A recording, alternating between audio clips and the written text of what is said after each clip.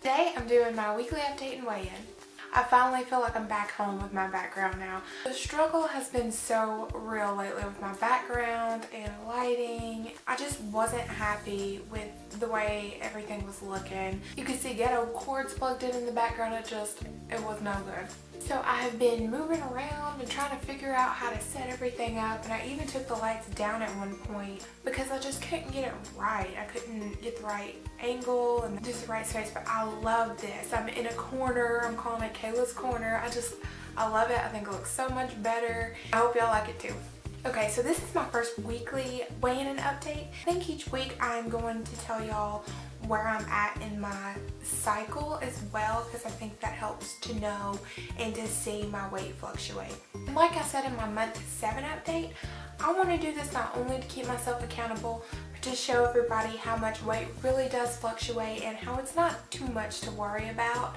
As long as you're in a general downwards direction, you're going to have some fluctuations, and that's okay. So right now in my cycle, I am post-ovulation, and I should be hitting Shark Week in about a week and a half or so. And this is usually when I start gaining that water weight and bloating and all of that. And in months past, I would weigh every week. I could gain anywhere up to 8 pounds during these couple of weeks before Shark Week, but that weight would always come right off whenever Aunt Flo got here and I wasn't retaining all that water. Now, I hadn't been weighing for 2 weeks before I started. I wouldn't step on the scale because I didn't want to see that, and I didn't want that in my head. But I feel like I'm a little more understanding about it now, and it doesn't get to me so bad if I do gain. So don't let it get to you either. It happens to all of us. Okay, so with all of that being said, I weighed in this morning, and this is what I weighed.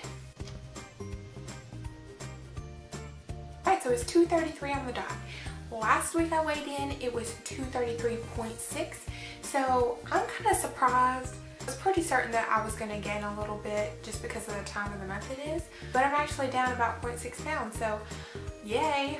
I'm sure I'll go up next week because it'll be the week before. That's when everything usually hits the hardest. In terms of eating this week, I did really well. I didn't eat off plan at all. There was one day where I did eat a little too much. I had too much protein and too many calories for what I usually stick to, but it wasn't too bad. I mean, we went to Ruby Tuesday. We had a little date night, and we had, of course, their amazing salad bar, which has, if you didn't know, they now have Parmesan crisps. Like, they had so many keto-friendly things. I had the salad bar, and I had the double-decker chicken, which is chicken with a Parmesan cream sauce and mushrooms and bacon. And it was 2 chicken breasts, and I only ate half of it. Jake ate my other half. And I had the grilled zucchini with it. So I didn't do too bad, but it was a lot of food that day.